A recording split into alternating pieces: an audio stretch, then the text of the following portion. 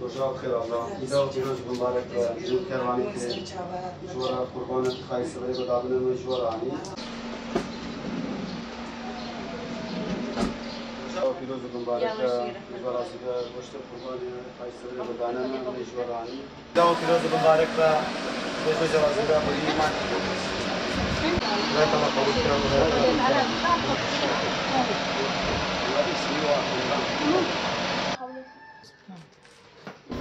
Batman Umut Kervanı olarak bu Kurban Bayramı günlerinde Allah katında sevimli olan, başta Rabbimize, ondan sonra kardeşlerimizle yakınlaşmamıza vesile olan kurban ibadetini icra etmenin sevinç, mutluluk ve heyecanını yaşamaktayız.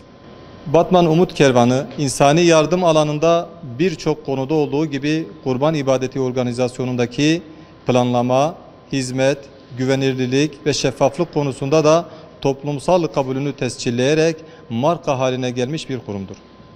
Başta Batmanlı hayırseverler olmak üzere ülkemizin dört bir yanından, hatta yurt dışından kardeşlerimiz vekaletlerini bizlere vererek kurban ibadetlerini bizlerin aracılığıyla yerine getirme yolunu tercih etmişlerdir.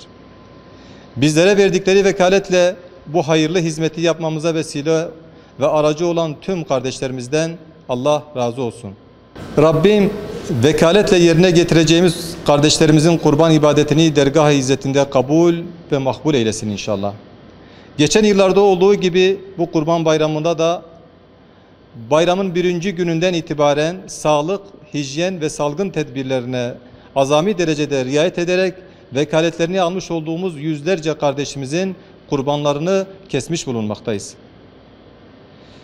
Kesim sonrası bugün Allah'ın izniyle ve bundan sonra keseceklerimizi de hayırseverlerin kurban vekaletlerini ihtiyaç ve muhtaç sahibi olanlara dağıtımını başlatmış bulunmaktayız. Dağıtım ile ilgili planlama ve hazırlıkları tamamlamış ve bugünden itibaren yüzlerce üye ve gönüllümüzle bu dağıtımı gerçekleştireceğiz inşallah.